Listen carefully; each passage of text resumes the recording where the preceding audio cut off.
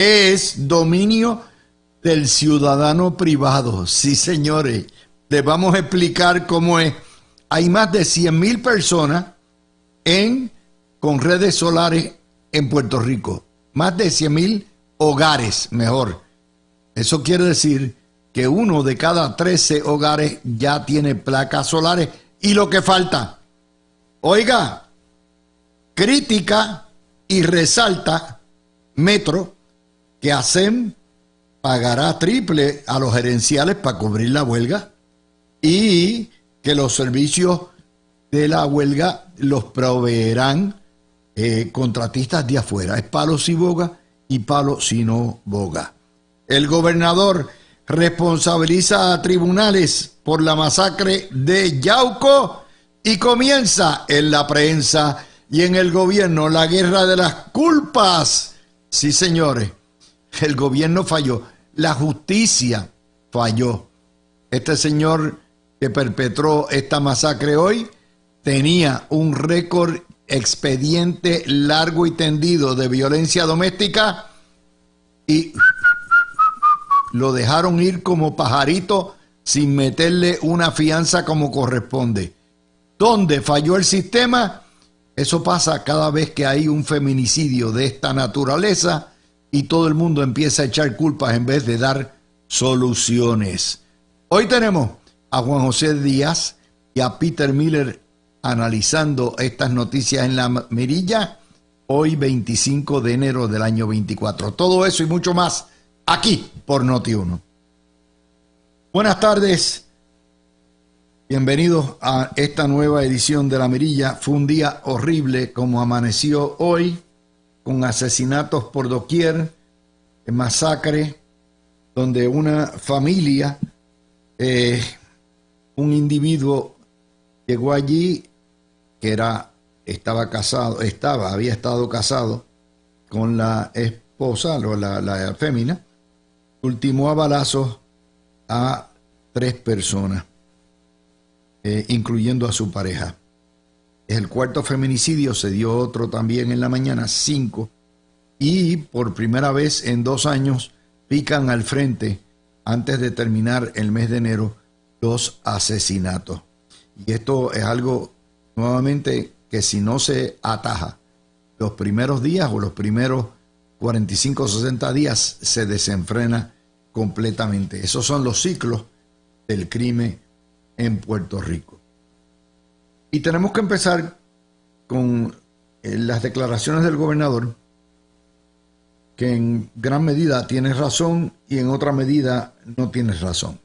El gobernador pidió una investigación a la administración de tribunales sobre qué falló aquí, porque dice el gobernador que se pudo haber evitado todo esto. Y ciertamente para bailar se necesitan 2 partes, porque las víctimas de la violencia doméstica no pueden defenderse solas. Quien las representa es el Ministerio Público. Y tanta responsabilidad tiene, y la propia policía cuando interviene, tanta responsabilidad tiene el Ejecutivo como tiene en los tribunales.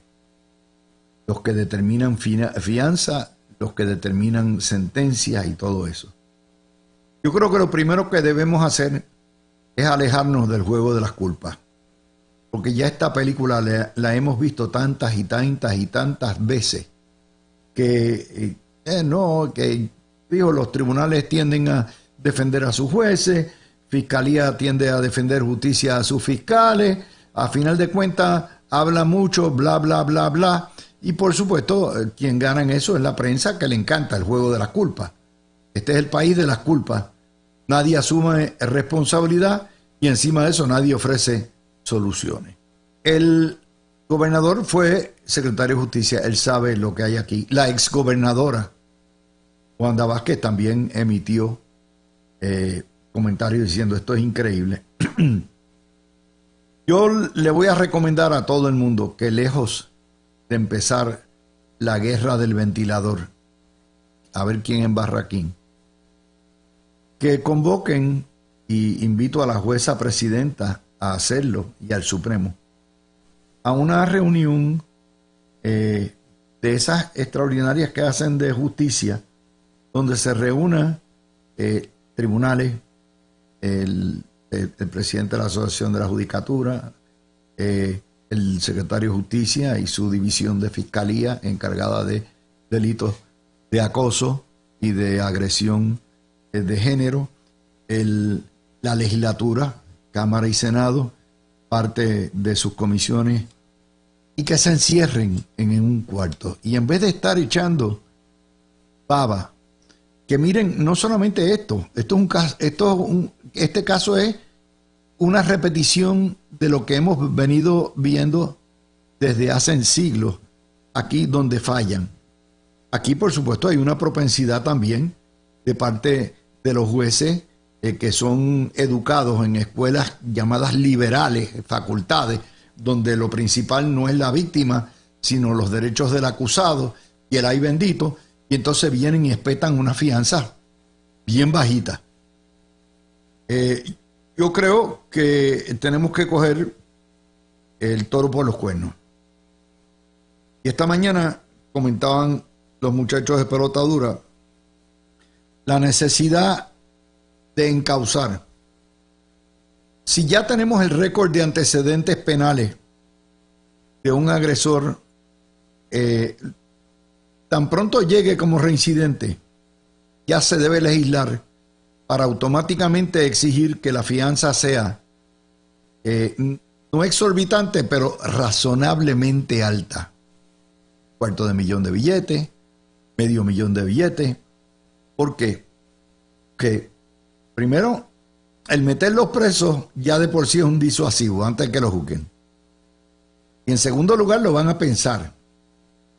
Y en tercer lugar, hay una necesidad de proteger a la víctima. Hay una enorme necesidad de proteger a la víctima. Y la única manera que vamos a hacer eso es encauzando como parte de la legislación, diciéndole, mire, juez, usted puede dictar fianza, ¿cómo no? Pero el mínimo de la fianza tiene que ser $200,000. Y usted la puede dictar entre $200,000 y $2 millones de pesos. Usted escoge. Usted no le quita la facultad, juez, pero encauza el mínimo. Cuando se trate de reincidentes. Y lo otro debe legislarse también para encauzar o poner en el sistema, hay casos de estos que son bandidos, que no hay manera de reformarlos, pero hay otros casos que se pueden trabajar con terapia, con manejo de control del carácter, por lo menos un intento. Esto de echar culpa y echarle culpa a la judicatura o echarle culpa a fiscalía o echarle culpa al legislador que falló aquí, no. La culpa responde al macharrán que va a matar.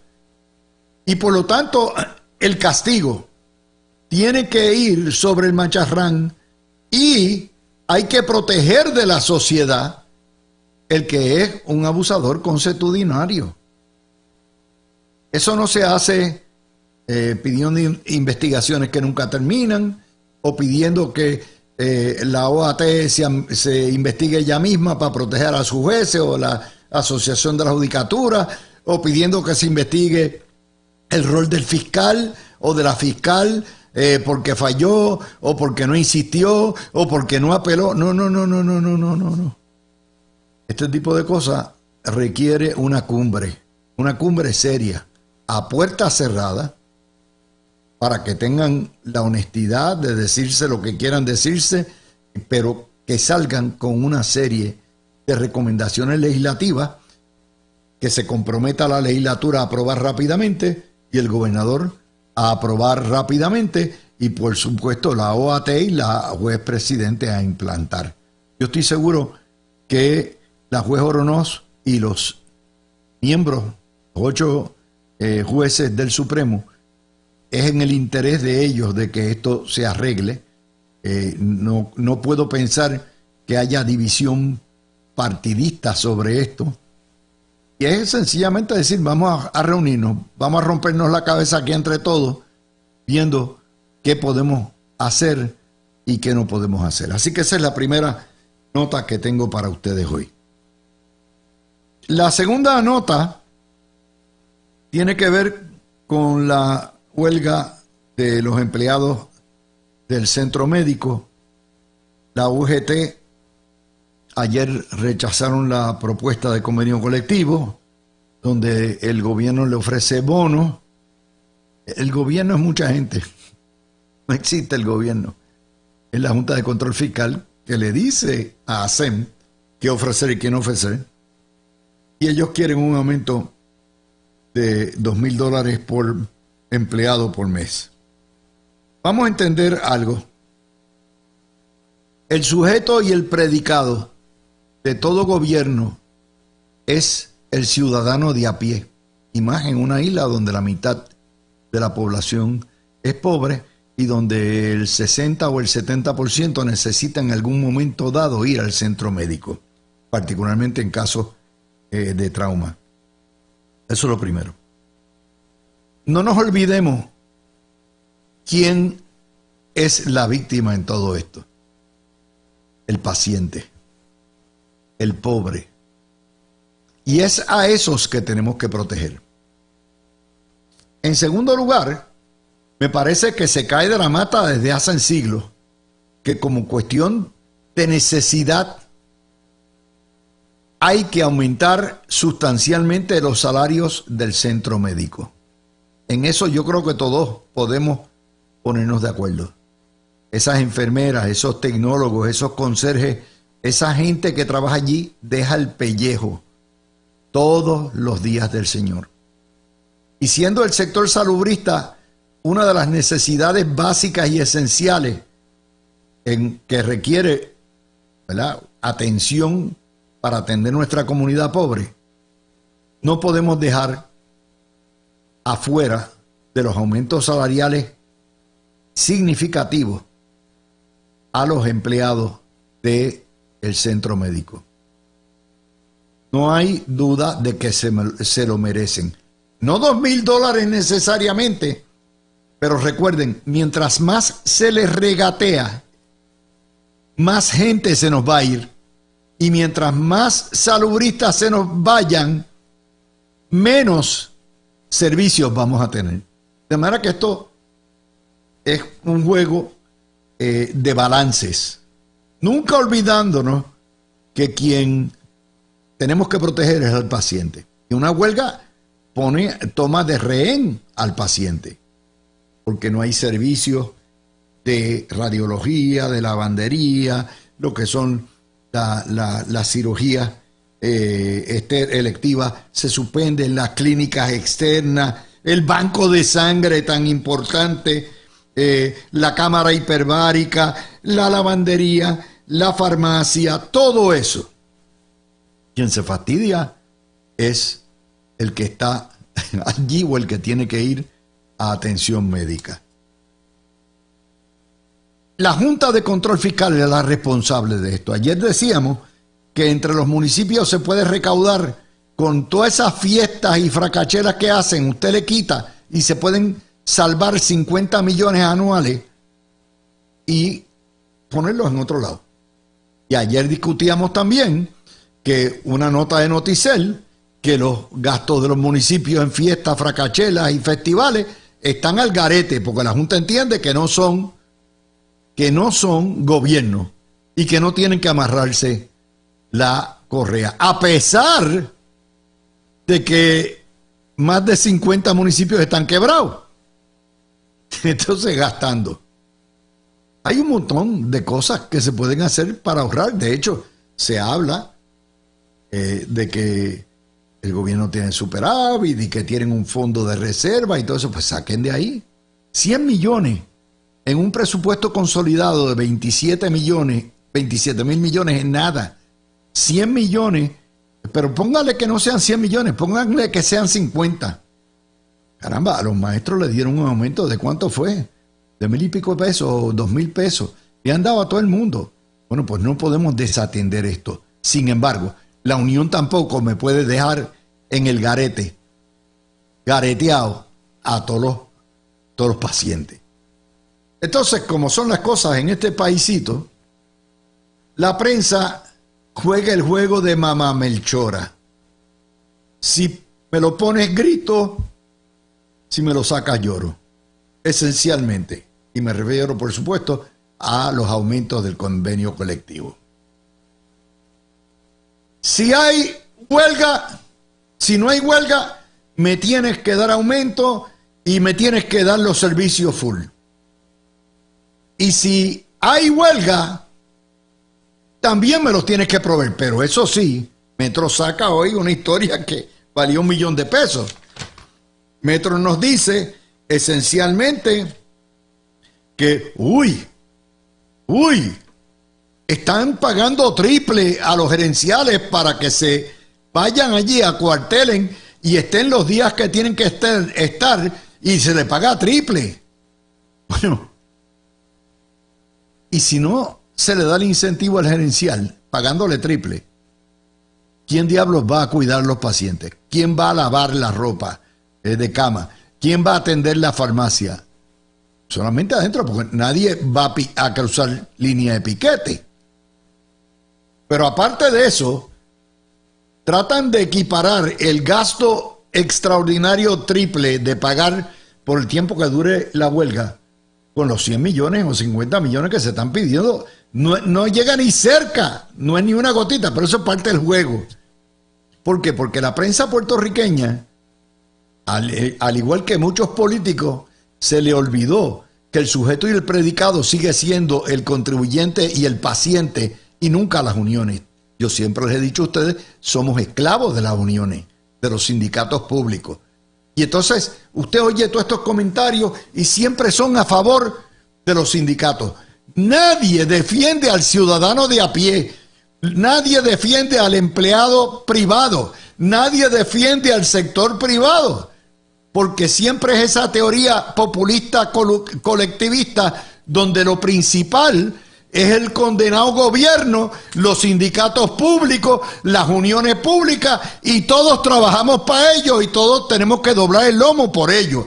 Eso es un problema serio, ese colectivismo es un problema muy serio, porque aquí el ciudadano de a pie está abandonado por los políticos, por los partidos, por la prensa, y se les olvida, cada una de estas huelgas nos cuesta. Primero porque tarde o temprano los políticos van a ceder y van a doblar el lomo. Se van a poner en cuatro y van a darle al sindicato, si no todo lo que pide, gran parte de lo que pide. Y ya esa película la hemos visto. Y segundo, porque a final de cuentas la huelga la pagan las víctimas y a final de cuentas la huelga la paga el contribuyente que tiene que pagar más. Esas son cosas, yo no tengo la menor duda que esto lo acaban ya mismito, porque es que no, es año electoral, la UTIER está en la calle la UGT, ahora ustedes van a ver un chorrete, porque eso se llama la extorsión. Fíjense que los sindicatos del sector privado no tienen ese problema. No es ese problema con los sindicatos en el sector privado, solamente con los sindicatos del sector público, que son la mayoría, porque saben extorsionar al político y los políticos cobardes de Puerto Rico se entregan como lechones. Es así. Es así. Esto es un paraíso de los trabajadores en muchos sentidos, de los trabajadores públicos. Tienen unos privilegios que nadie más tiene. Usted que trabaja la mayoría, la mitad de la fuerza laboral trabaja a menos del salario mínimo. Trabajan por el salario mínimo. La mitad de la fuerza laboral trabaja part-time, no tiene para trabajar todo el día. No tiene licencia por vacaciones, que se requieren ahora trepar a 24 días. No tiene 22 días de feriado. No tiene los días que quiere de enfermedad. No tiene los bonos que hay. No tiene las bonificaciones que dan los políticos cada 2 o 3 años. Eso es una realidad. Por eso ha sido la piquita. Y por eso tenemos todavía un gobierno de nómina inflada que tenemos que mantener. ¿Por qué? Porque esa es la válvula de escape del desempleo, de un modelo económico colonial que es todo para arriba, para los ricos, y donde se trabaja todo, es el gobierno donde se da el empleo, las piquitas. Bueno, pues eso está ahí. Afortunadamente, les tengo que decir, el Nuevo Día, el Vocero hoy, tiró una cosa de la llamada crisis salubrista. Pero la historia muy bien hecha por Ilianexi pone el dedo en la llaga y ponen a Jaime Pla, que es el licenciado Jaime Pla, presidente de la Asociación de Hospitales, que probablemente sea uno de los hombres que más conoce de esto, y a la licenciada Iraelia Perna, que es la que preside la Asociación de Aseguradoras, y todo el mundo pone el dedo en la llaga, y los funcionarios. El problema de nuestras deficiencias del sistema público está anclado en dos cosas. Número uno, que es un sistema socializado. La mitad de la población tiene un seguro de salud universal, y en eso está bien, muy bien, mucho mejor que muchos estados. Se le da una tarjeta con servicios, con unas cubiertas excelentes, pero no hay dónde, porque hay una falta de médicos, los hospitales están quebrados, todo esto. Y se debe en gran medida a que el gobierno federal paga la mitad. Le corresponde en Medicare y Medicaid. Y si le paga la mitad, las aseguradoras tienen que pagar una porquería para el médico, para el hospital, para los empleados. Ese es lo primero. Lo que nos cuesta, el ELA nos mata, y empieza por ahí. Y lo segundo, el sistema socializado, que recarga los gastos. Y el gobierno depende del gobierno federal para eso. 3/4 partes del plan vital vienen del gobierno federal. Pero si están limitados esos fondos, pues pasa lo que pasa. Y hay huelga, y no hay suficiente dinero para pagar, y no hay médicos. Y eso es bueno porque todo este grupo de los Fabiolitos critican el sistema capitalista y el sistema de todo esto, y no critican la base de todo esto, que es el discrimen. El discrimen, claro. Puerto Rico puede irse independiente y declarar que la medicina es socializada y que todo el mundo es empleado del gobierno. Miren a ver cuántos médicos y enfermeras se van a quedar. Pues vayan a Cuba, vayan a Venezuela para que vean el sistema. Así que esa es la primera nota que tenemos para hoy. Vamos a hacer la pausa y venimos inmediatamente con nuestro panel. Hoy está Juan José Díaz y Peter Miller en el panel para ponerle punta a un montón de noticias más que nos faltan. Regresamos. 100,000 más o menos, estamos hablando, es aproximadamente 1 de cada 15 cuentas. Esto se ha trepado, pero exponencialmente, bien rápido, con la cuestión de los fondos. Ustedes han visto, todo es las compañías que venden solar, todo eso.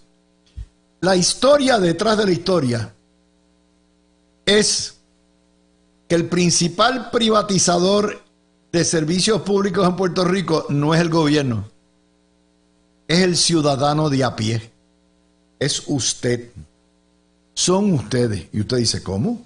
Yo, privatizador, ahí está. Si usted tiene una planta de gas, una planta de diésel, o una planta o una red de energía solar, por el servicio tan deficiente que hay, el servicio público de energía eléctrica, que en Puerto Rico es un monopolio estatal, usted no puede depender de él, y usted tiene que comprar su planta y proveerse su propia electricidad. Uno, usted es un ente privado, privatización del servicio de energía. Dos, si el servicio de acueductos es terrible, usted tiene que comprarse la cisterna, ir a comprar el agua embotellada a todo lo que da, recoger en barriles si está en el campo el agua. El servicio de agua, de acueducto, alcantarillado, deficiente que le puede tener, usted es el privatizador. Usted tiene que gastar de su dinero y proveerse su propia agua y su propio servicio. Tercero, seguridad. Mucho caco mucho pillo, mucho asalto, ¿qué usted hace?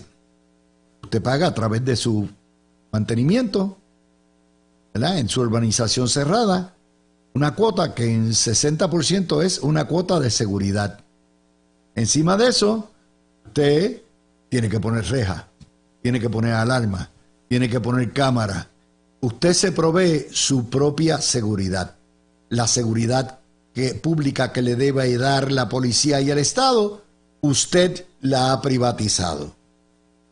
Escuela, ayer comentábamos eso mismo. La educación pública gratuita.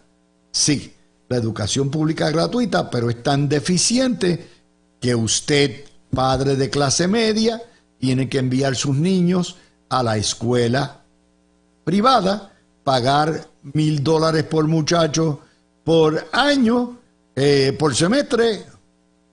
¿Qué por semestre? Embuste. $12,000. De 12 a 15 mil dólares, nos decía ayer la historia. Y lo que es una función pública, que es la educación, usted la privatiza porque se la tiene que comprar a la Iglesia Católica o a las escuelas episcopales o lo que haya. ¿Por qué? Porque el Estado no se lo puede dar. Le doy lo mismo con transportación. No hay un sistema adecuado de transportación pública. Fuera del área metropolitana ni tan siquiera existe. ¿Qué usted tiene que hacer? Comprar un automóvil, mantenerlo, y por eso Puerto Rico tiene 4 millones de automóviles y 3 millones de personas. ¿Por qué? Porque la transportación, que no es que sí es esencial para el trabajo y moverse, se la tiene que dar usted. Y lo mismo en la salud.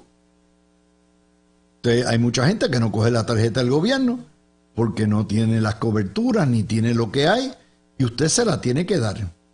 Esos son ejemplos de la privatización. Son costos impuestos del ELA, son impuestos indirectos. Usted no se lo paga al gobierno, pero se lo tiene que pagar en el sector privado. ¿Qué usted tiene que hacer para mantener las funciones que generalmente que debiera hacer el gobierno y que no hace? Ese ángulo no lo habían visto, ¿verdad? Pues ya saben, estamos hablando energía, agua, seguridad, transporte, educación y salud. Juanjo y Peter, los tengo en el estudio. Sí. Cójanse esa, porque esto es una nota que no mucha gente lo cubre. Bueno, amplio, saludos Peter, saludos Dávila y a los amigos que nos escuchan. Mira, yo me identifico con casi todas esas. A mí me falta sembrar mi propia comida para convertirme en una república aparte, porque bueno, hay muchos en el campo que son así. Sí, pero todo lo demás, o sea, yo tengo placa, batería, la planta, ¿verdad? La educación privada de mis hijos ya son 2 manganzones, como digo, pero la tuve también que pagar, seguridad, etcétera. Bueno, hasta carros eléctricos para evitar parar en las gasolineras, pero esos son otros 20. Mira, lo primero es que hay que ver que las deficiencias, la poca calidad del servicio que viene de décadas, ¿no? De más de un siglo teniendo problemas, particularmente en el asunto energético, es una realidad a tal punto que, por ejemplo, en mi caso, y esto lo he visto bastante seguidito en los últimos años, la gente que está adquiriendo placas solares no lo está haciendo por buscar un ahorro. Le voy a decir más. Ni siquiera lo está haciendo por el ambiente. Claro, después que las compran, pues le dicen, no, es que yo creo en una energía verde, pero mañana lo que están buscando es estabilidad. Y esa estabilidad fue lo que me llevó a mí. Yo, en un momento dado, para allá, para la época, empezando el 2000, hasta la primera década del 2000, yo dije, me tendré que mudar al final del túnel, que es donde único hay luz siempre. Porque la verdad es que yo siempre tenía problemas de energía. Claro, tengo que decir, porque mi nena vive al frente mío y no tiene placa, y la cantidad de apagones que se daban antes se han reducido dramáticamente, por lo menos en el área donde yo estoy, ¿verdad? Yo no soy vecino de Bernabe, así que me imagino que en ese sentido tengo una ventaja. Pero, No, Bernabe está sin luz 27 horas al día. Sí, 27, sí. Pero en mi caso, tengo que decir que sí he visto una estabilidad allá, pero cuando adquirí el sistema, yo privaticé, claro que privaticé todos estos sistemas, porque era la forma de tener estabilidad. Yo, por ejemplo, soy asmático, hace tiempo que no me da asma, pero yo cuando pasó el huracán María, yo caí en una ansiedad, porque yo decía, y si me quedo sin luz, ¿dónde voy a conectar mi maquinita de terapia? Y gracias a Dios no me pasó nada. En ese momento yo no tenía, me había acabado de mudar y no tenía ni siquiera una planta. Mira, me escriben aquí, Ajá. se nos quedó también las puertas de garaje, que te valen como 4,000 billetes. Oh, sí. Y que tú la pones como parte de tu seguridad. Sí, Eso sí. es verdad también, Así eso es. es otro dato. ¿Y qué? Peter, le damos a... Mira, como siempre, todas las raíces conducen al mismo fin. Tú tienes un gobierno territorial que, como es una colonia, trata de hacer cosas que en los estados no hacen. ¿Y a qué me refiero? Tú tienes que el gobierno federal tiene una responsabilidad, tú tienes que los estados tienen una responsabilidad. Aquí en Puerto Rico, el ELA trata de hacerlo todo. O sea, la vieja expresión en inglés, Jack of all trades, master of none. O sea, que si tú tratas de hacerlo todo, pues no logras nada. ¿Eh? Entonces aquí, como el gobierno territorial tiene que meterle mano a todo, se queda corto en todo. Eso ha sido así desde que empezó el ELA y va a seguir mientras no tengamos igualdad. Yo sé lo que va a decir alguna gente. Se tiene que administrar el territorio, eso es cierto, pero el territorio siempre ha fallado. Siempre. O sea, ahora mismo está todo el mundo, está el desempleo más bajo, está en 5.8 o algo así. 5,9 fue el promedio. 5.9, Nos ok. damos. A nivel federal está en 3.8. Casi el doble aquí. Y es récord para Lela. Pero cuando lo comparas con allá, tú dices, ups, estamos atrás. ¿Me entiendes? Y eso es lo que pasa cuando no tienes acceso a todos los programas, cuando no tienes acceso a paridad en fondos. Entonces hay gente también por ahí, estos son los fabulosos independentistas que dicen, usted lo que busca es el mantengo. No, lo que buscamos es paridad. O sea, somos tan ciudadanos como nuestros hermanos en el norte, queremos igualdad de trato. Si el gobierno se inventa programas que ayudan al ciudadano, ¿qué hay de malo con que tú los uses?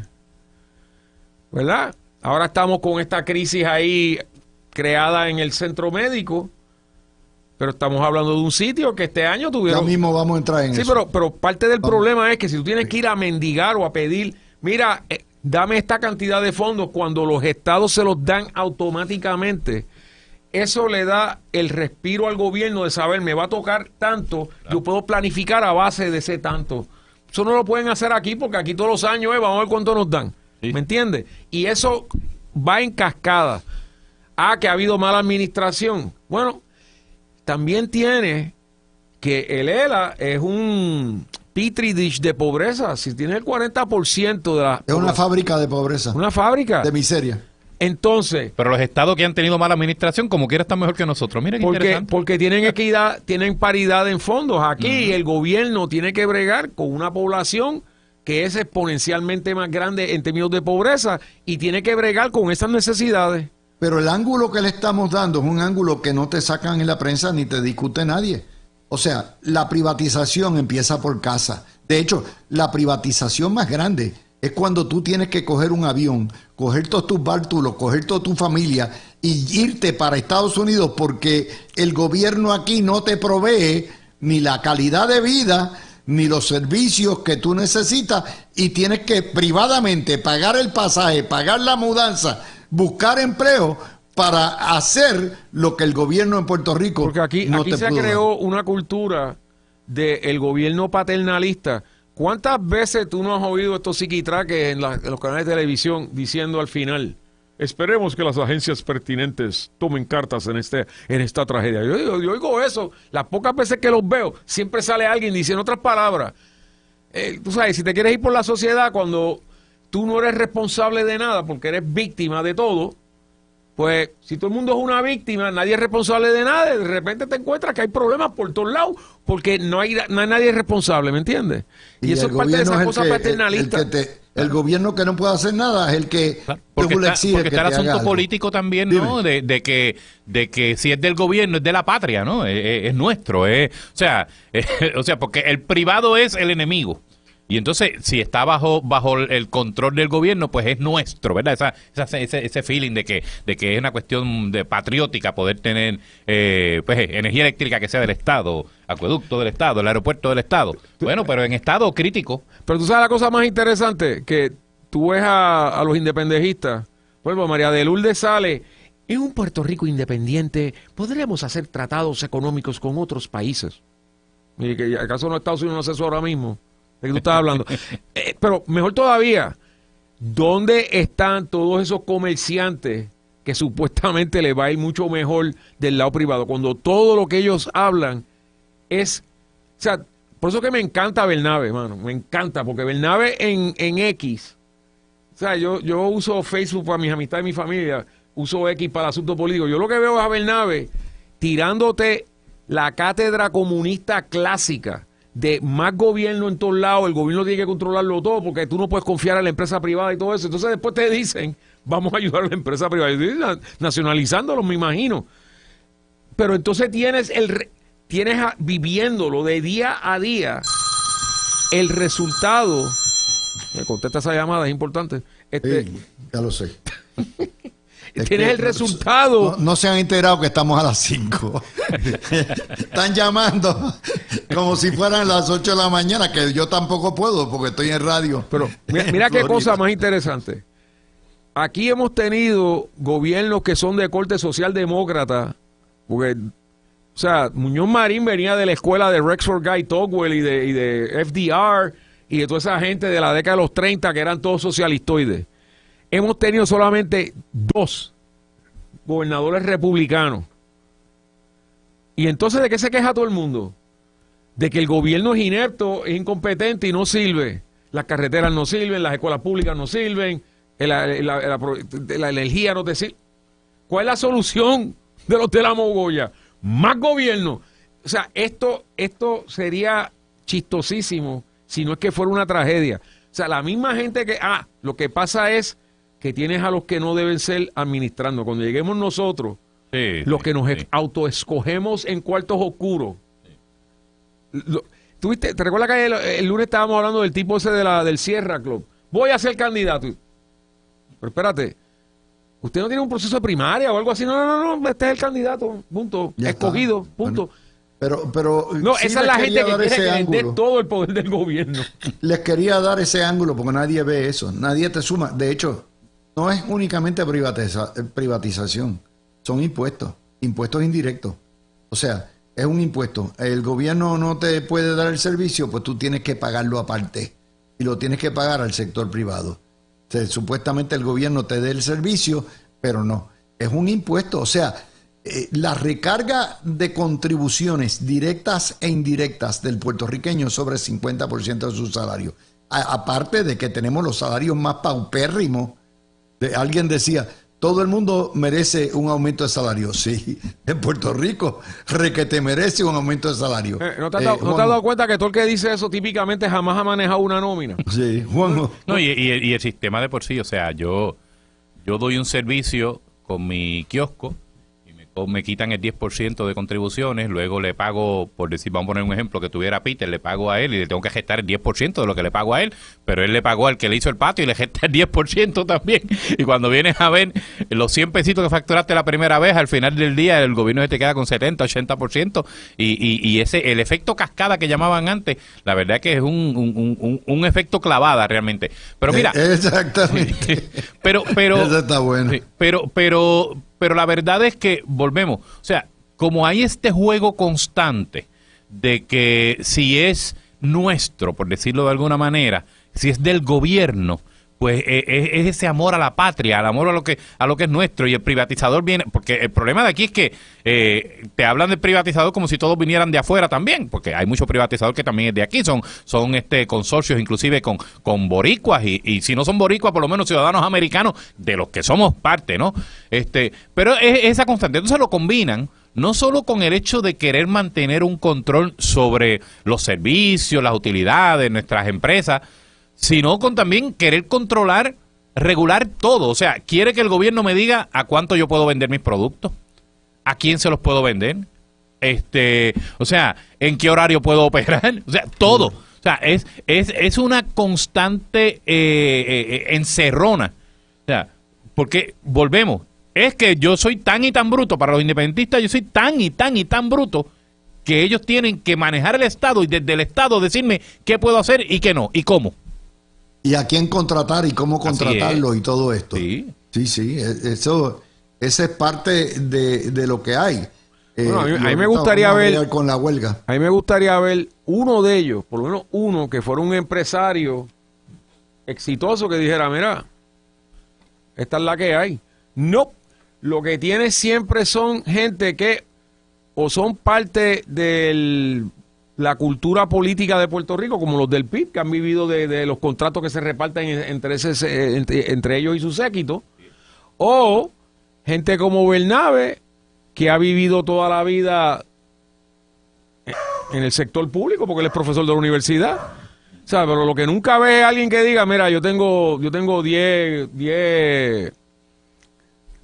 negocios de gasolina, yo tengo 5 fast food, ¿no? No ves nada de eso. Nadie que tenga negocio sale con esta gente a decir, este es el programa que tenemos que coger. ¿Por qué? Porque cuando ellos te hablan en platitudes, jamás. Pero ¿sabes qué? Ajá.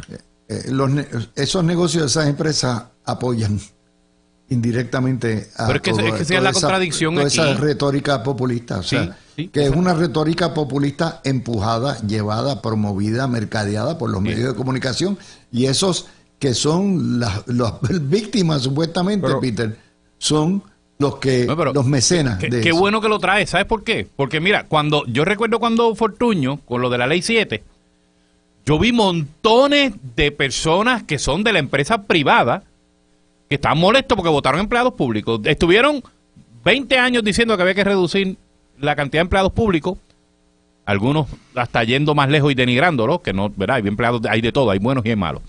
Pero cuando empezaron a reducirlo, fueron los de la empresa privada los que se montaron en tribuna. Y ahora, como bien dice, se legisla, por lo menos se intenta en gran parte, legislar un montón de dificultades, porque es que te están poniendo la dificultad hecha ley para la persona que tiene un negocio privado. Entonces los de los negocios privados, algunos lo apoyan y otros por lo menos se quedan en silencio. Mire, párese de frente. O sea, quéjese. O sea, no se queje si no se queja, como decía aquel personaje de Daco, ¿te acuerdas? O sea, vamos. O sea, ese es el problema. Y ¿sabe qué es lo triste de esto? Que la empresa privada son la mayoría. Bueno, es que todo está diseñado. En Puerto Rico hay unos 140,000, 150,000 empleados públicos del gobierno federal y otros 30, 40. O sea, prácticamente 1 de cada 6 empleados en Puerto Rico es un empleado público. Sin embargo, todo está dirigido para servirle. Los otros 5 que son del sector privado no están. Por eso les digo, parte de lo que nosotros aportamos aquí, nosotros cogemos las noticias y las destornillamos, las viramos al revés. La lógica invertida le damos a las noticias. Peter.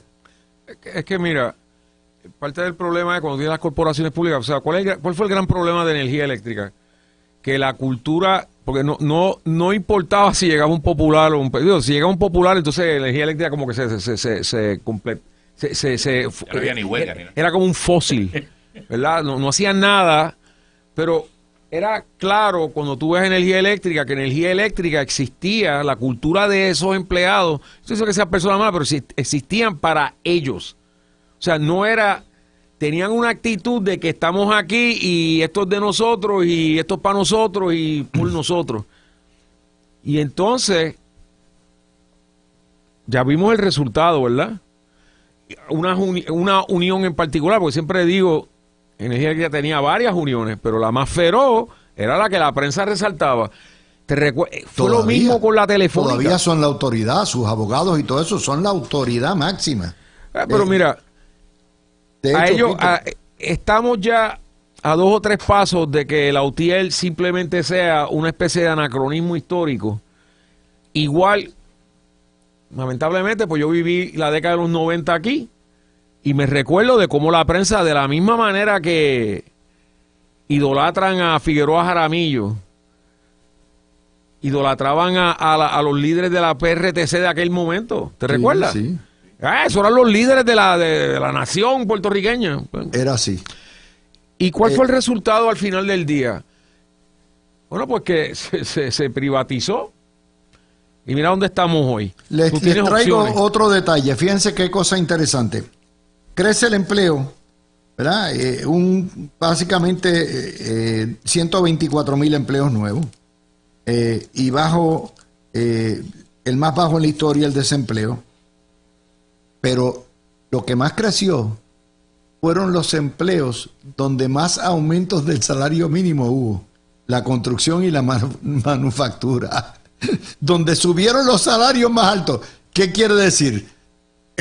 O sea, Puerto Rico echa para adelante en la medida en que el sector privado crea buenos empleos, paga mucho más y se retiene. Pero toda la teoría, todo el modelo está hecho para pagar el mínimo y mantener al empleado privado chavao. Eso es lo que hay, Juanjo.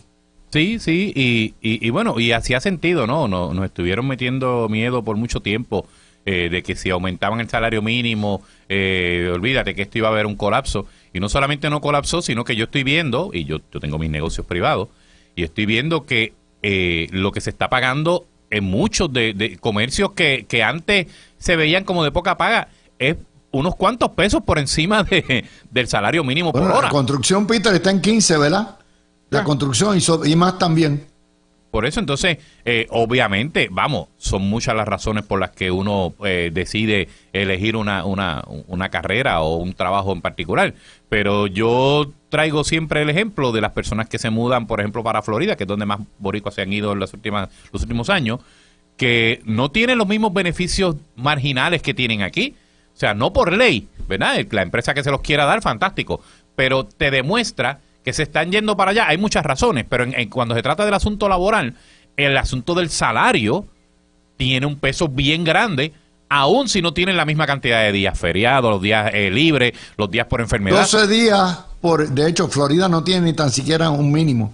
Pero por eso no hay una ley que lo regule. El promedio es 12 días de vacaciones, 7 por enfermedad, que es por ley federal, y los días de fiesta, que pueden ser 10 o 11. Ah, pero yo tengo familiares míos en Florida que me dicen que no vienen acá ni a recoger billetes de 100, ¿verdad? Porque ganan 3 o 4 veces más el salario mínimo. Por eso, entonces, aquí a veces queremos darle más días libres, más beneficios, más bonos. Pues mire, si se ha demostrado que los que están buscando echar para adelante, eso es el último punto que están mirando. O sea, hay otros elementos más importantes. Claro, está la estabilidad, ¿verdad? Cómo es la sociedad, cómo es la educación, la seguridad, etcétera, la infraestructura. Pero cuando se trata del salario, tiene un peso mucho mayor que el resto de los beneficios. Voy a hacer la pausa. Legislando. Cuando venimos con el paro en el centro médico, que, como yo digo, no va a durar mucho. Así que regresamos ya mismo. Yo soy de los que estoy. Cojan eso, Peter. Te vas a divertir con el huevito de hoy. Bueno, como siempre, follow the money. Y tú le acabas de dar el clavo por la cabeza. O sea, él se iba a pintar, como yo soy el único demócrata corriendo en Puerto Rico para esta posición. Ya no. Y entonces Ana Irma toca cierto, she punches some tickets que él no puede. Ella es negra, mujer, mega izquierdosa. Tiene afro, que eso es importante ahora también. Perdóname, lo más importante que tiene es que ella es inteligente. Sí, sí. Bueno, sí. tú sabes. Lo es, esa es la verdad. Lo es, tú Ese es sabes. el diferencial. Sí, sí. Bueno, al lado de él va a aparecer una Einstein, una Marie Curie, tú sabes. Bueno, por eso te digo, podemos discrepar todo lo que queremos, Sí. pero Ana Irma tiene sustancia, Sí. es abogada, practicó, conoce, es legisladora. O sea, cuando tú pones a Ana Irma al lado del huevito, luce como un enanito. Eso es así, eso es una realidad. No, porque el huevito sin sal es producto de un desespero de un partido que hace 20 años atrás le hubiera dicho: vete y trabaja en el sector privado y sazónate, y vete y empieza dando discursos por aquí, escribe columnas, escríbete un libro, whatever. Pero ante la implosión patente y obvia del Partido Popular, pues ya que estamos en esta, The Great White Hope para ellos es este chamaco, que cada vez que abre la boca es como que tú dices: ¿pero dónde vive este tipo? ¿Dónde lo han tenido? Lo tenían en un freezer y lo sacaron. O sea, porque él te habla de un ELA del que hablaban en la década de los 50, o sea, 40. Bueno, el ELA no existía en los 40.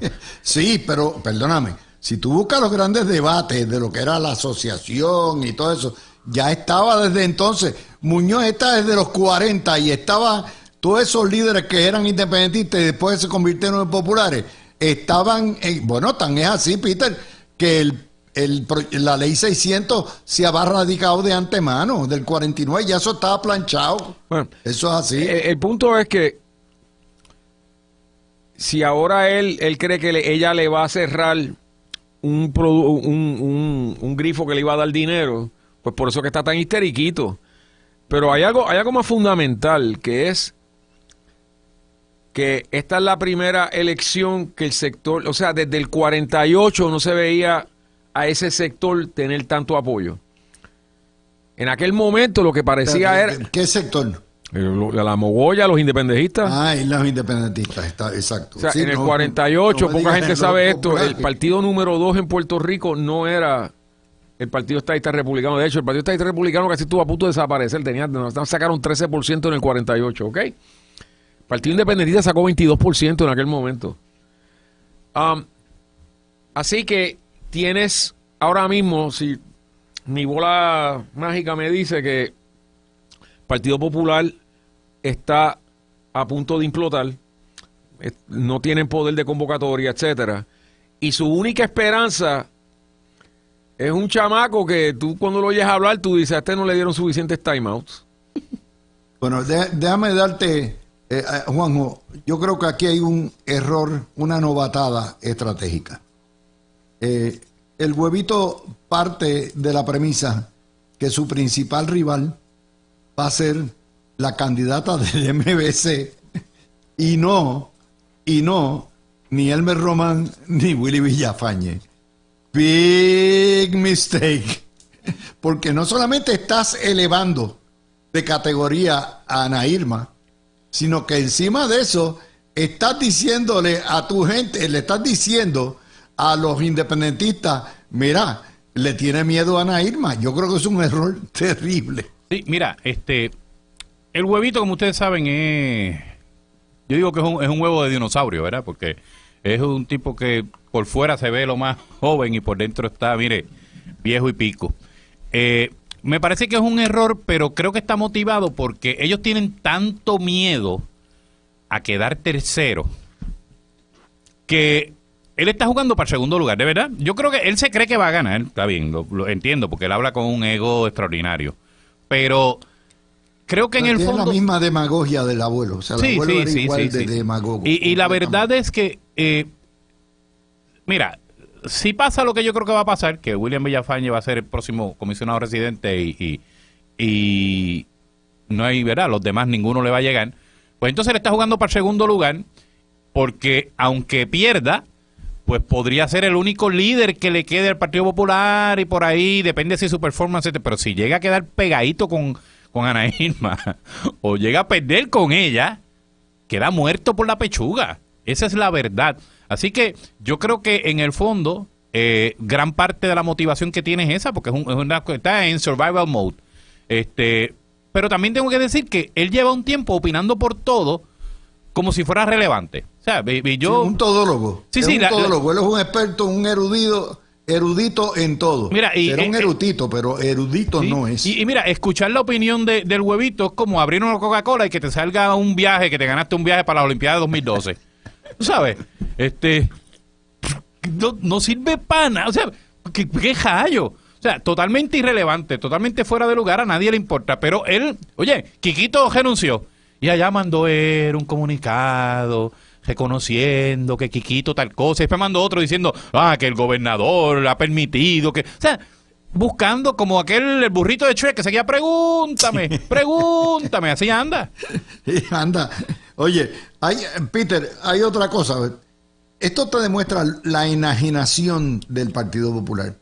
Esta gente se quedó en la política primitiva del 60. Le radican a Pierluisi y a Obras Públicas querella ante Contralor Electoral o lo que es la Contralora de Puerto Rico, que están utilizando las redes sociales para poner obra y haciendo que las cosas pasan. Eso es lo que se les ocurre. O sea, no tienen 3 watts de inteligencia. Ellos no te hablan de la quiebra, no te hablan de la situación de salud, no te hablan de nada. Ellos andan en la luna de Valencia radicando tonterías. Esto es la política de los mocosos. Bueno, porque hay que echar para atrás, tú tienes que ver la historia. Hace 31 años atrás, la campaña del PPD en contra de la estadidad era que, ¿te recuerdas, Luis? Que esto era lo mejor de dos mundos. Sí.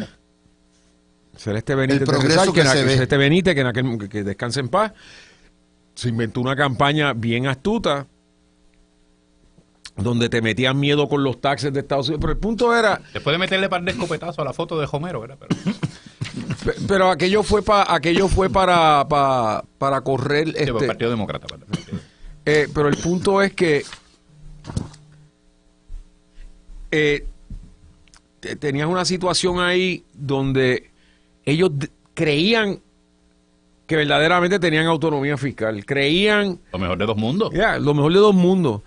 Y entonces la calidad de vida no se había deteriorado y por lo tanto podían hacer eso. Pero de allá para acá, pues ¿qué ha pasado? Bueno, pues que el líder seminal que tuvieron salió de escena, que era Hernández Colón, que sus sucesores fueron, o sea, tú ves la degradación, Sila, Caníbal y después Alejandro. O sea, que es como malo, peor, horrible, ¿verdad? Y entonces el gobierno federal, ellos le vendieron parte del mito de Lela, es que esto fue una creación puertorriqueña, esto es de nosotros. Es una mentira, eso fue una creación del Departamento del Interior, un congreso que dijo, quítale esto a la Constitución, ponle esto, este es el documento que nos gusta, que pasaron una ley 600, que con la primera vez que yo leí, yo dije, ¿por qué están diciendo todas estas loqueras sobre Lela? Si la ley 600 te lo deja claro la que hay. Todo eso desvaneció con el caso de Sánchez Valle versus Pueblo, desvaneció con el caso de Aurelius, desvaneció con el caso de Vallejo, donde te lo dicen el Supremo, not once, not twice, 3 veces te dicen, esto es un territorio, ustedes están a merced de lo que quiera hacer el Congreso, pues la Constitución le dio poderes plenipotenciarios al Congreso sobre territorios como ustedes. Pero como si eso fuera poco, porque también Obama hizo un estudio que salió y nadie le hizo caso, que decía más o menos lo mismo, lo decía mucho más diplomático, pero decía lo mismo.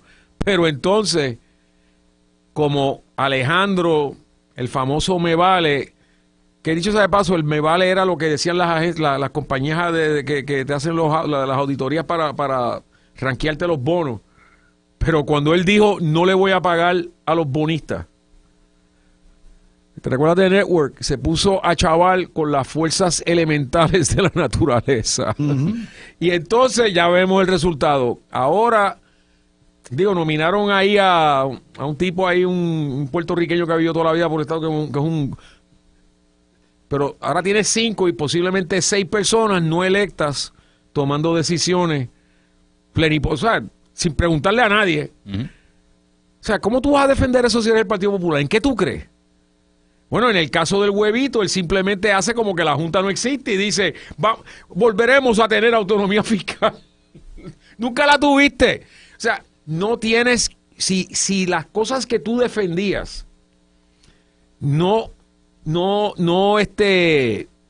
son irreales, ¿qué vas a defender entonces? O sea, los independentistas te hablan todo el tiempo de, podemos ser una república. Bueno, sí, sería una locura, sería horrible. Significaría que 4 de cada 5 puertorriqueños estarían viviendo en un estado, porque aquí se va a alargar media humanidad, pero es posible. La estadidad, bueno, puedes tener políticos como Roger Wicker que te dicen nunca, pero Roger Wicker no es el gobierno federal, ¿ok? Ahora mismo tienes 23 coauspiciadores en el Senado por un proyecto que descoloniza y la estadidad es una de las opciones. ¿Qué defienden los populares? ¿Qué es lo que creen? Eso es lo que no pueden articular y no lo van a poder articular porque el mismo gobierno federal que creó el ELA se encargó de desmantelarlo. Es que yo creo que desde el 98 cuando ganó la quinta columna ya el Partido Popular quedó marcado como un partido ningunista. Y a mí me parece interesante porque, o sea, lo que traes, Peter, de que no persiguen nada, no buscan nada, pero precisamente es eso, o sea, ellos están en contra de todo. Es como que, o sea, ellos no tienen problema que no puedan respirar por cuenta propia, con que después que la máquina tenga batería o tenga un backup, o sea, ellos no tienen problema en respirar con máquinas. O sea, tienen esta obsesión por continuar con lo mismo, pero sin nada. O sea, no hay problema, vamos cada cierto tiempo y peleamos allá para que nos den paridad de fondos, buscar la manera de que no nos quiten los chavitos de la reforma, hay que buscar la manera de que no nos quiten los chavos de FEMA, y todo el tiempo rogando, o sea, porque mira que les encanta decir que los estadistas somos arrodillados, pero nosotros por lo menos estamos exigiendo igualdad. Ellos no, ellos quieren un privilegio, pues porque sí. O sea, sin nada que ofrecerme. Y por eso es que se ve lo de las finanzas, que lo hablamos la otra vez, pero, oye, por eso es que la gente ni chavo le está dando. ¿Por qué le vas a dar dinero a alguien que no te ofrece nada? Completamente, pero esto les da un cuadro de dónde estamos en esta etapa. Déjame decir algo más. Dime. Esta es una teoría bien Miller, pero yo creo que cuando el caníbal cerró el gobierno, ahí es que vino, ahí fue que cogió como una especie de daga al corazón, porque parte de la mitología de Lela es, pues mira, tú eres te vamos a dar, o sea, como es un gobierno paternalista, te vamos a dar trabajo, no vas a tener un salario muy alto, pero vas a tener unos beneficios marginales que te permiten tener otro trabajo, porque tú sabes que la mitad de esos empleados públicos tienen tanto día libre, tanta cosa que tienen, son bastante industriosos en ese aspecto. Pero tiene o sea, una vez tú te recuerdas, Luis, que tú y yo nos pusimos a contar todos los días libres que tenían y básicamente trabajan menos de 9 meses al año. Sí, eso es así. Ok, mucho menos. pero cuando el caníbal cerró el gobierno, ese sentido de seguridad de que Lela siempre va a ser el gobierno paternalista que, mira, mejor, tú sabes, a falta de pan galleta, pero por lo menos hay galleta, ¿verdad? Pues ya ni galleta había, ¿me entiendes? Y yo lo que he percibido es que después de eso, ahí como que se acabó la fe. El problema es que todavía hay gente que pues no me gusta el gobierno, pero tampoco quiero que cambie el gobierno. Y eso es un problemita. Esto me trae a otra de las noticias del día de hoy, que es lo de la llamada huelga, o el paro, como ustedes quieran llamarlo. Yo no quiero entrar en los detalles, yo creo que hay que aumentarle significativamente el salario, pero también soy de los que creo que ese pulseo no puede tomar como rehenes a los pacientes y a los contribuyentes. Son dos cosas que no son mutuamente excluyentes, las dos cosas se pueden dar. Ahora, nuevamente, eso tiene el efecto de, como yo le digo, de cómo siempre estas uniones de izquierda, siempre el pagano de sus acciones es primero ellos, y el ciudadano de a pie para los cuales ellos trabajan, ese es el que se fastidia. Que se fastidie el paciente, que se fastidie el consumidor de energía eléctrica, que se fastidie el que sea. Y eso es lo que ha hecho que Puerto Rico sea considerado como el paraíso de los empleados públicos, de los sindicatos y los empleados públicos en Estados Unidos, porque aquí se le da y se le confiere. Y lo peor del caso es que la prensa no defiende al público. La prensa, Juanjo, defiende a los sindicatos socialistas y le cae encima al gobierno si busca alternativas para poder darle el servicio. Por ejemplo, si triplica el trabajo gerenciales que van a estar allí, la paga y que van a estar encerrados, si contrata servicios afuera. No, es damn if you do, damn if you don't. Si cerraste, malo. Y si diste ayuda a través de refuerzo o de afuera, también está malo. Bueno. Mira, esto es un tema bien delicado, ¿no? Porque por encima de los elementos tradicionales típicos de un sindicato y una administración gubernamental de turno, está el asunto pues de la salud, que tiene que ver obviamente con la vida de los seres humanos.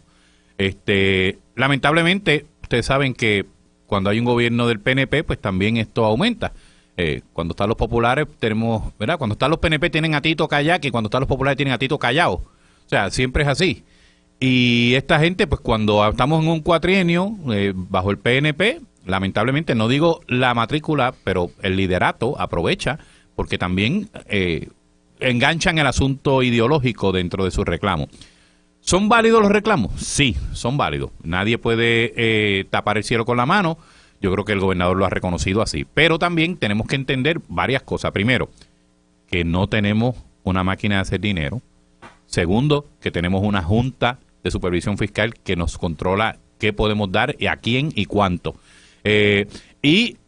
Tenemos, ¿verdad? Por otro lado, tenemos que tener en cuenta de que una negociación es eso, es las dos partes tienen que llevar reclamos y tiene que haber un espacio para ceder. Lo que se está dando y que ha trascendido hasta ahora, parecería que los representantes de la Unión van con unas exigencias que es esto o nada.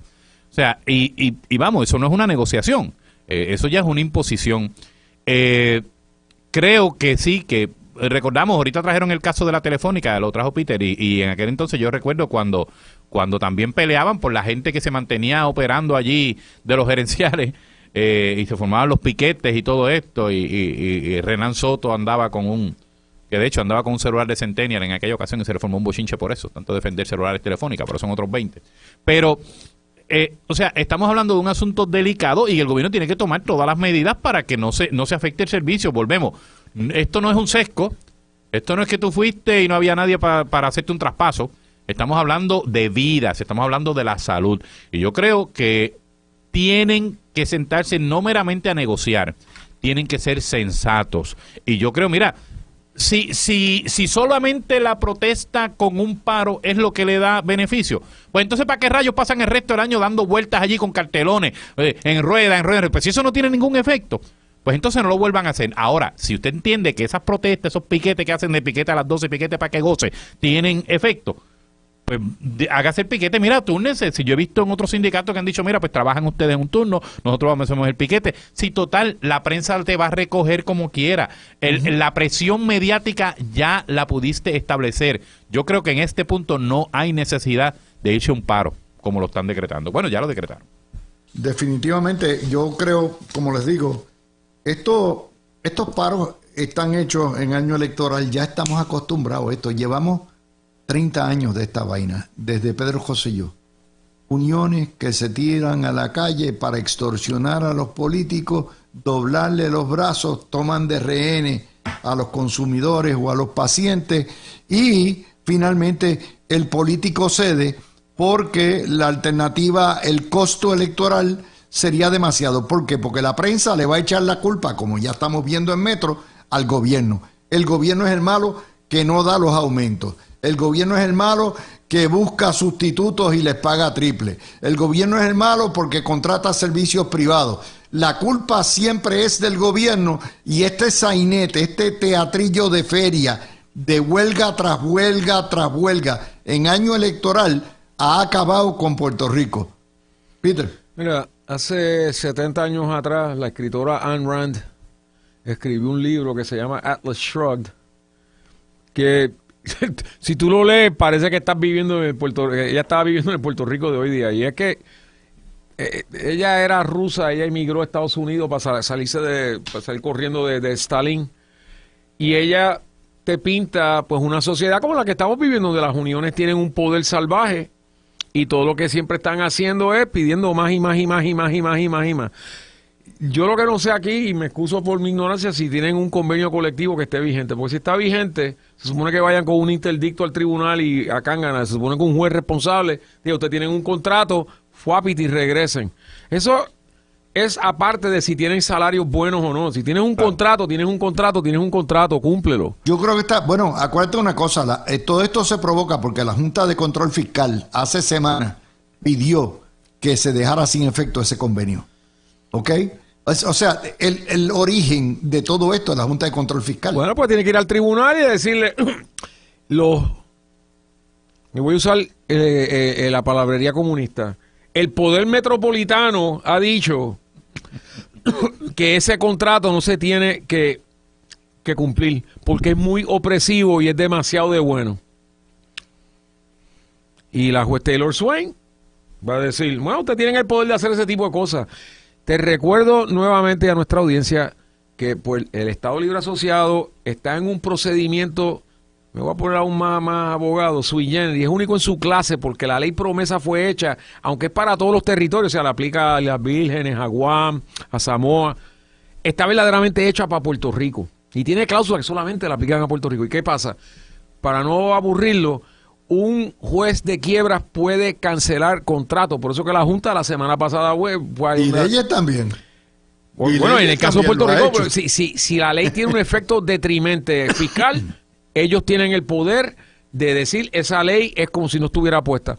Por eso fue que fueron a decir que el contrato de la UTIER se va. Y van a ganar en esa. En esta, si ellos determinan que ese contrato de la UGT allí en el centro médico es opresivo y que no se puede cumplir con él, van a ganar también. Si yo fuera un miembro de esa unión, le preguntaría a mi jefe de unión, ¿por qué tú has estado apoyando a la gente que apoya el territorio? Mira lo que nos acaban de hacer. Esto no lo pueden hacer en un estado. Pero esa es la respuesta legal. Lo más interesante es que ayer Jorge Mata fue jugando pelota dura televisado y dijo que a toda esa gente se les ha subido el salario y a los que no se les subió el salario le dieron un bono de 3,000 billetes. Así que tú tienes que pensar, como tú acabas de decir, Luis, que esto es estrictamente por razones políticas. Seguro. Es para extorsionar al gobierno, hacerlo lucir mal.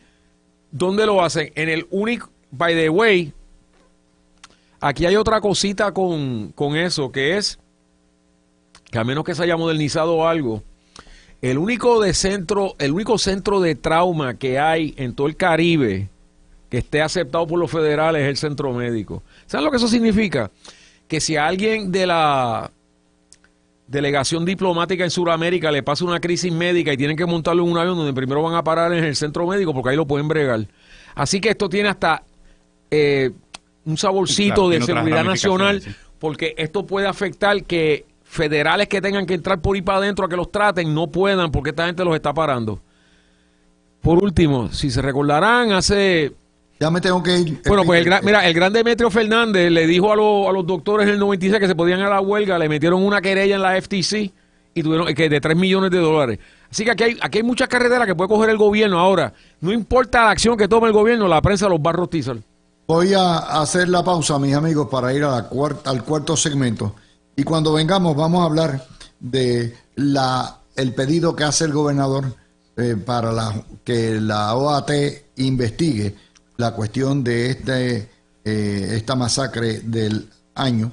Vamos a analizar también a Miguel Romero, que fue a Fitur a promover el turismo para San Juan, y el truqueo del Senado, que ahora quieren generar más ingresos, bajarse artificialmente el salario. Otro truco más. En un momento como este, los políticos del Partido Popular lo que se les ocurre es aumentar lo que ganan. Solamente ahí.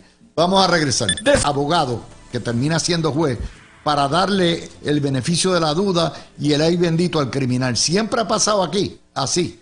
Empiezo con ustedes, pero debe haber una conferencia entre ejecutivo, legislativo y la rama judicial para bregar finalmente con esto y acabar con esto. Mira, yo, ¿verdad? Obviamente, todos ustedes, todos los que nos están escuchando, uno se jamaquea con este tipo de noticias. No es nada fácil de digerir, ¿no? Y uno tiene que hacer el análisis porque es lo que corresponde.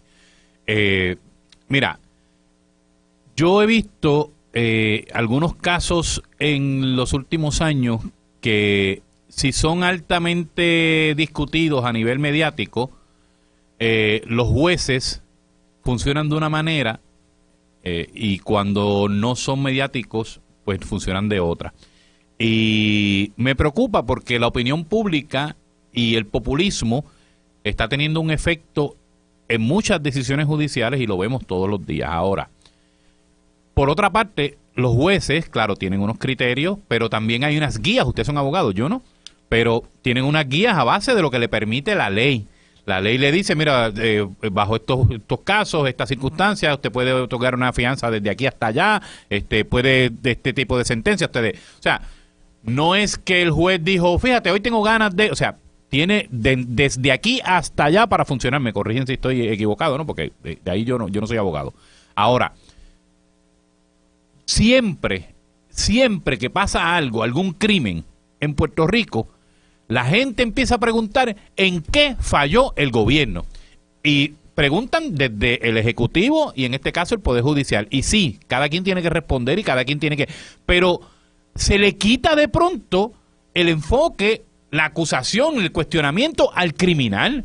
O O sea, y yo te digo porque yo en el Departamento de la Familia vi hace unas semanas cuando un individuo mató a una bebé en un residencial y todos los días que cogen a la secretaria en los medios le preguntan que si dónde está la trabajadora social que atendía el caso. A nadie le preocupa ni la mamá ni el bambalán que la mató, el asesino que mató a la bebé. O sea, todo es ver si el gobierno falló para caerle encima.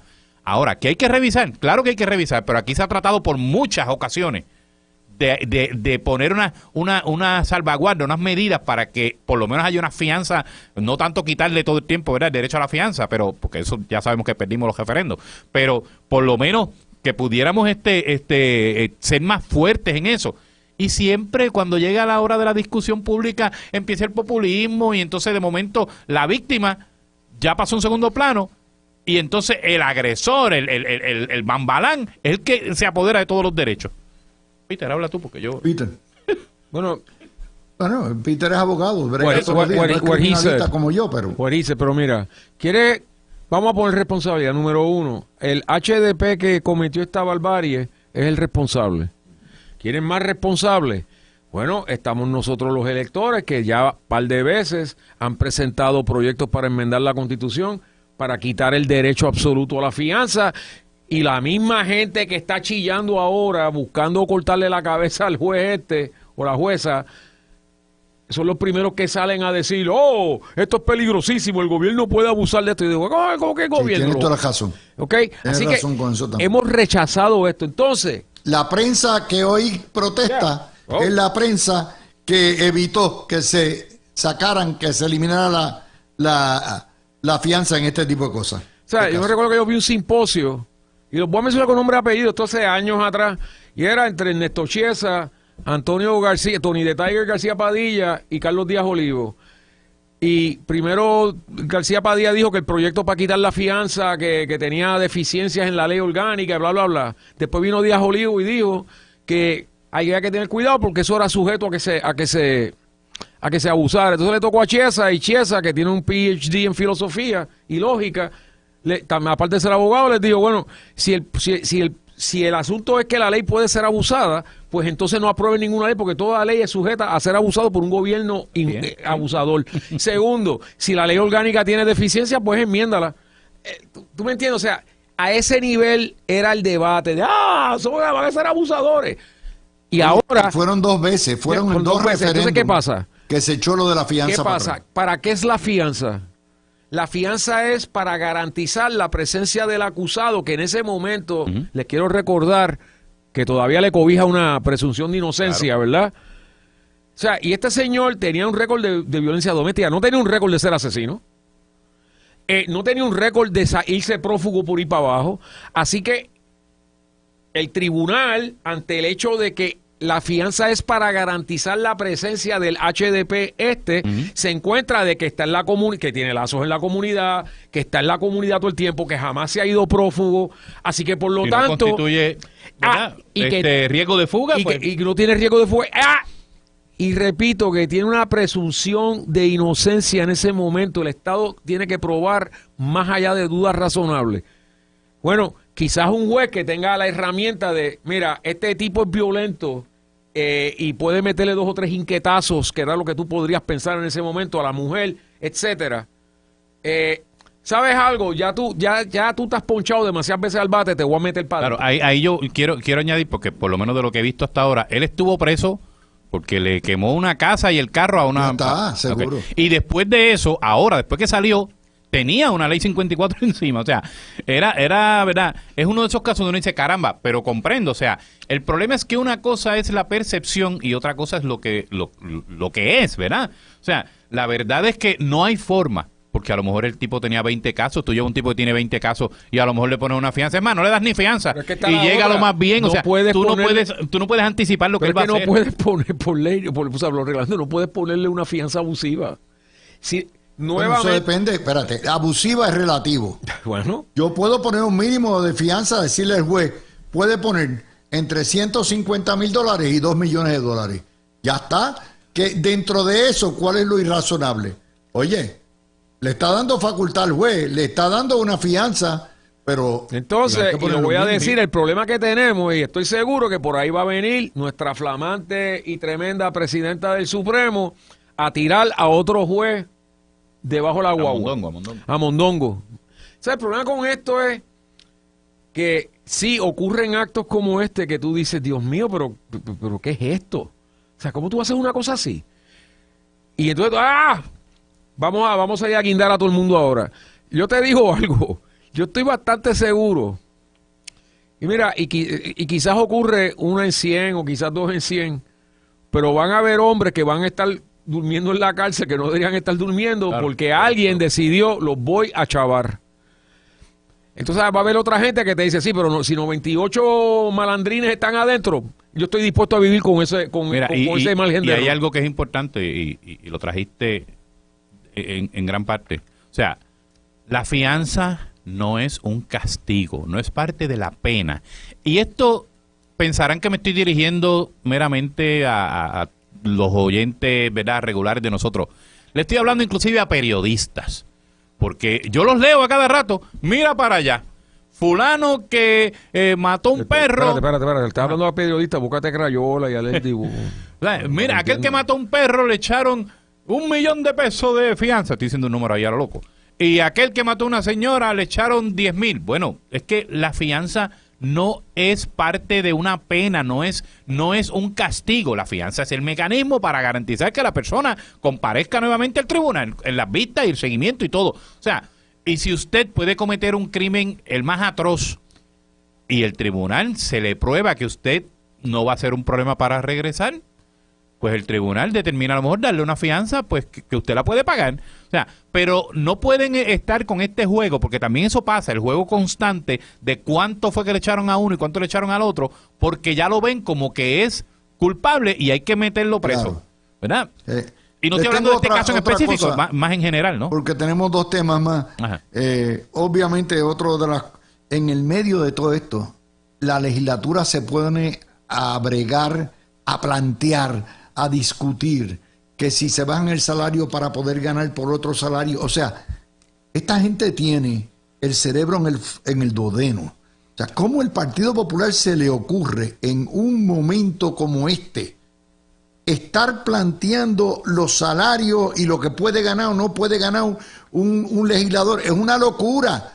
Yo por mí limitaría la sesión a 3 meses y ganen lo que le dé la gana y se acabó y le cojan 25,000 pesos. Vienen con el nuevo truco del millaje. Oye, porque esto es un chiste. Y yo, o sea, esto es bien importante que entiendan que yo no estoy defendiendo el concepto, pero sí entiendo de dónde viene esto. Y tenemos que volver al 2013, cuando Alejandro García Padilla, para sacar pecho, dijo, vamos a eliminar las dietas. Y si si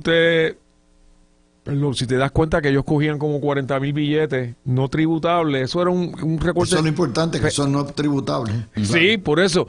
En efecto, lo que estaban haciendo, lo que hicieron fue cortarse el salario por la mitad. Y ya vimos los efectos, ya legisladores acusados de kickbacks. Entonces, Tatito, o sea, la contestación a eso es, si no puedes vivir con $73,000, no te metas, no corras, ¿verdad? Pero los seres humanos somos personas, somos criaturas bien interesantes. Yo estoy seguro que van los compañeros de Taxito, le dicen, no podemos vivir con este salario.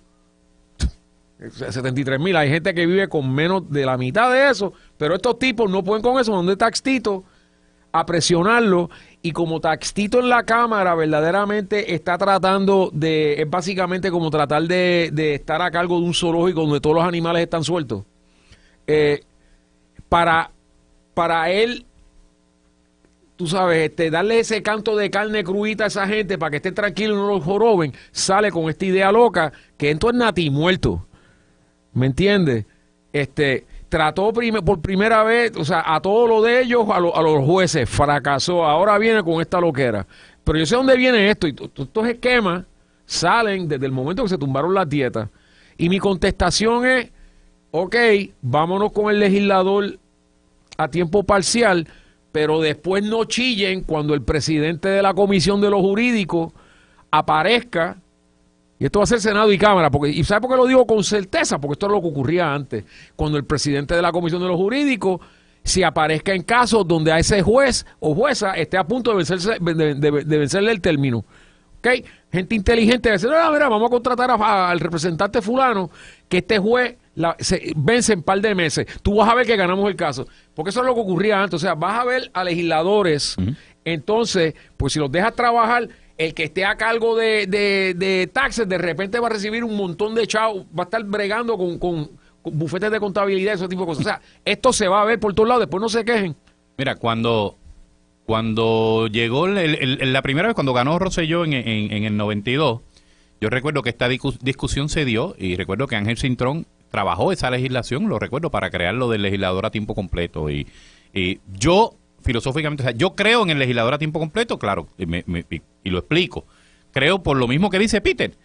Porque antes, de hecho, el abogado que era legislador ciudadano, la secretaria de la oficina era su secretaria legal, era la que le hacía los trabajos, y así sucesivamente. O sea, tenían unas ventajas en muchas áreas, con la banca, con... Por Dios santo, los que eran abogados, la oficina de notaría.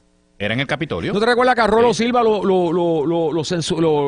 Sí, lo sacaron. Sí. lo sacaron? Porque Rolo siguió con la notaría dentro de su oficina. Todo el mundo, todos los que eran abogados tenían la notaría allí. Yo voy a traer esto por lo siguiente. Yo sé que vino lo de las dietas, que era una barbaridad. Y el problema de las dietas no fue que llegaran y como dicen, y cobran por dietas, y lo que están son 5 minutos en la silla. No. Yo estuve 17 años trabajando en la legislatura, en Cámara y Senado. Y yo vi a muchos de los 3 partidos, sí, y puedo ponerlo en declaración jurada, porque yo vi incluso a los del PIB, ¿ok? Que llamaban por la mañana a las oficinas y decían, en la vista que tuviste ayer, tú no has entregado la lista todavía, ¿verdad? Espérame que voy a firmar. Y cobraban, no por sitios donde fueron poco tiempo, por actividades a las que no asistían. Así que se buscaron, ¿verdad?, que les quitaran las dietas. Yo creo que lo de las dietas era una barbaridad, porque mira lo que pasaba. Las dietas se daban por el día, era por día. Y entonces tenían 2 días de sesión, que eran los lunes y los jueves. Pero entonces, el resto de los 5 días, el que quería más dieta, pues convocaba vistas públicas. Y si tú tenías un proyecto para enmendar la ley de tránsito, no te traían el mismo día a la policía, a la Comisión para la Seguridad de Tránsito, bomberos. No, los dividían. El martes traigo a bomberos, el miércoles traigo a la policía, el viernes traigo a la defensa civil, porque necesitamos cobrar las dietas. Y prostituyeron todo ese proceso. Así que yo sí estoy de acuerdo con que eliminen las dietas, pero inclusive, y cáiganme encima si quieren, yo creo que 73,000 pesos todavía le pueden hasta aumentar. Yo no tengo problema con esa parte, pero tiene que dedicarse en cuerpo y alma ahí. Ahora, eso sí, también hay que buscar la manera de que tengan, las sesiones no pueden ser tantas. Y esta cuestión de legislar por legislar, el día que hagan una comisión especial para eliminar leyes estúpidas en este país, mira, no 2 cuatrienios que hacer, Juanjo. O sea, es nuevamente la brutalidad de traer en un año electoral y a 4 meses de primaria un tema como el aumento legislativo. Eso es, hay que ser bien bruto para hacer eso. Claro, eso requiere que haya oposición que le saque el jugo a este vacilón. Fíjate, voy a discrepar contigo que esa cuestión de ser bruto, como dije antes, a él lo están presionando sus compañeros allá adentro. Y él pues tiró esto, dijo, espérate, hay otros crisis más grandes que esto, de haber sido, tiró esto a ver si no se dan cuenta. Creo que la medida la están trabajando directamente, principalmente en el Senado, y es Javier Aponte Dalmau, que es el principal autor. Mira, otra perla. Sí. Ese, el puede viajar por donde quiera, ese, el que fue a pelota dura y dijo, si no me confirman a mi esposa como juez, yo le cuelgo todos los nombramientos. Esa perla. Sí. Yeah. Y como quiera los colgó. Tengo otra nota que hay que discutir. Le confirmaron a la mujer, mira qué cosa. Miguel Romero va a expropiar 156 estorbos públicos. Toma como 7 años declarar estorbo público. Entre lo que se declara el estorbo público, primero el vecindario se queja porque hay un cuartelillo de droga, o porque los ratones están corriendo, por las pestes o lo que sea, o porque hay deambulantes. En lo que pasa todo el proceso hasta que se vende la propiedad, se tasa, todo eso son casi 7 años. Hay 156 propiedades en San Juan nada más. El Puerto Rico abandonado, para que ustedes tengan, conforme a la Asociación de Bancos, tiene más de 350,000 casas abandonadas, que tarde o temprano la mayoría de ellas pudieran ser declaradas estorbo público. Particularmente aquí en Santurce, donde está el problema. Y el alcalde le va a meter mano, pero más que eso, hay que enmendar la ley para permitir Si tú abandonas tu casa y lo que tienes es un chiquero y ratonero y punto de droga en el lugar que abandonaste, expropiado. Y eso está establecido el poder del Estado, de razón de Estado para poder expropiar. Ustedes cojan. Nuestro sistema jurídico, parte de su zapata es el respeto a la propiedad privada. Y, o sea, para evitar que un gobierno abusador venga y ¡boom! Estorbo, te lo quité. Expropiese. Porque hay gente que puede decir, esa casa no es que esté abandonada, pero yo la quiero porque puedo hacer algo con eso, déjame hablar con este que es mi pana, el alcalde es pana mío, vamos a tumbar esto. Y de hecho han habido señalamientos sobre eso. Al alcalde de Calle. Han habido señalamientos sobre eso en otras partes de la isla donde casas que no son estorbopulsos. Yo no, o sea, desde el punto de vista intelectual, pues yo puedo decirte que, mira, dale toda la oportunidad al dueño de reparar el daño que está causando allí o de dejar esa propiedad abandonada. Ahora, ¿dónde es que está la mayor parte de estas propiedades? Los dueños son los bancos, que son los que ejecutaron hace 15 años atrás. Y entonces la gente se... ¿No te recuerdas cuando aquí hubo un problemita que gente que se iba de Puerto Rico literalmente dejaban los carros en el parking del aeropuerto? Sí, ¿verdad? Lo que va a que remover un carro es bien fácil, para si está abandonado. Está eso. Yo te puedo decir que estoy envuelto en un procedimiento como ese y el dueño de la propiedad la tiene abandonada, pero está peleando, no quiere hacer nada con ella, pero la está peleando. Pero es increíble. Bueno, pero la tiene que mantener, Peter. El problema no es que quitarle la propiedad o no. El problema es que si usted tiene una propiedad, usted tiene que cumplir con los reglamentos de sanidad. Yo debo presumir que como quiera el proceso provee para que el dueño ¿verdad? Reclame. No. Sí, pero lo que está diciendo Luis, que lo quiere más expedito. Yo digo, bueno, lo que pasa es que si o sea, es un very fine line, tú sabes, de tú cruzar y decir, esto bien expedito, cuando le estás quitando la propiedad a alguien. Ahora, yo creo que se pueden hacer categorías, porque si es una propiedad ya ejecutada, que la tiene el banco, mira, te voy a dar un ejemplo bien salvaje.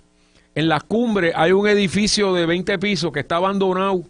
O sea, lo hicieron a finales de la década de los 2000, se explotó el riel, bienes raíces, y eso me consta que le pertenece a uno de los 3 bancos de Puerto Rico. No le dan mantenimiento, no le dan protección. Es fabuloso porque tú ves 20 pisos y tú dices, pero ¿quién fue el que subió 20 pisos para meterle grafiti a eso allá arriba? Todo el que camina por ahí lo ha visto. ¿Por qué tú no vienes y coges a ese banco y le dices, ellos dijeron y que lo iban a convertir en un condotel? Pues ¿qué pasa? Que no estás haciendo 3 pepinos con eso. Tienes el otro que es el que ve todo Puerto Rico. ¿Qué está haciendo el dueño ese del Normandy? Yo personalmente voy a decir algo que va a parecer ateo, anatema, etcétera. El Normandy es un edificio irreparablemente enfermo. No tiene remedio, jamás va a funcionar. Salado, porque todo lo que ponen ahí quiebra. No, es que no es comercialmente viable. Túmbenlo. Eso es lo que tiene que hacerse, pero tampoco está haciendo... Digo, yo veo gente allí eso... o sea, que hay edificios, en la Ponce de León hay edificios allí de donde estaba la antigua Julia, tú ves unos terrenos grandes allí abandonados totalmente. O sea, que hay cosas que pueden meterle mano y hacerlo rápidamente. Pero aparte de eso, mira, tal vez obviamente tengan que correr un proceso, tiene que haber una salvaguarda, tiene que ¿verdad? Proteger y hacer valer los derechos de todas las partes. Pero la verdad es que lo que está haciendo Miguel Romero es necesario. Es limpiando la ciudad. Sí, o sea, está la parte estética, vamos, que es una de las partes. Porque uno pasa por ciertas áreas que uno dice, pero Dios mío, esto mira cómo está. Y la de sanidad. Claro. Segundo, lo de la cuestión de la sanidad. Lo otro, la criminalidad. O sea, estamos hablando de que todo lo que... Porque el estorbo público no es meramente de que, mira, ese edificio ahí se ve feo y ahí... O sea, no. Estamos hablando de que trae otros problemas. Así que tiene que meterle mano. Que tiene que procurar que el proceso sea justo, legal, balanceado, porque a lo mejor de 160 propiedades, quién sabe, a lo mejor la mitad tienen salvación con sus dueños, ya sean los bancos o dueños privados, whatever. No lo sé, pero de que tiene que meterle mano, tiene que meterle mano. Así que yo, que no soy de San Juan, pero que estoy acá todo el tiempo, me alegro, ya es hora de que le metan mano. Hay que meterle mano, de verdad. Y eso que decía los grafitis. Yo me los pregunto, o sea, cómo se trepan allá a hacer los grafitis. Pero ese edificio en particular, mano, son 20 pisos. Y dice, pero espérate, que estos chamacos subieron, tú deberías darle un premio. Pero tú tienes un edificio lleno de graffiti como 15, 20 pisos, no sé si son 15 o 20. Pero es algo fabuloso. Y tú, pero espérate, el banco es dueño de esto. O sea, ya que están reportando, reporten cuántos de esos edificios abandonados, propiedades abandonadas, los dueños son los bancos. Ah, pero ahí te tendrías que meter con gente que después puede tener consecuencias negativas para ti, ¿verdad, político? Completo. Pero me consta que los bancos tienen... Mira, yo pertenezco a la junta de directores de la urbanización donde yo vivo. Han tenido que llamar a un banco en particular un par de veces, tengo que ser sincero, han respondido, pero tú dices, pero o sea, si tú tienes una división de propiedades abandonadas, tú tienes que mantener, y en urbanizaciones tú tienes que mantener, ¿por qué te tenemos que llamar para que tú vengas y hagas? Piscinas que son Muchachos, de mosquitos. Muchachos. Y yo lo viví también. Muchachos, eso, o sea, y las tienen, entonces tú los llamas, entonces meten mano.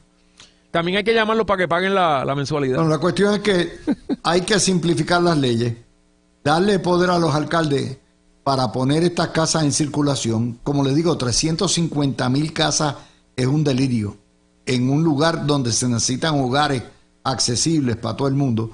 Y me parece que el alcalde con los va en la intereses dirección al 8%, correcta. puedes ponerla lo más accesible que quieras.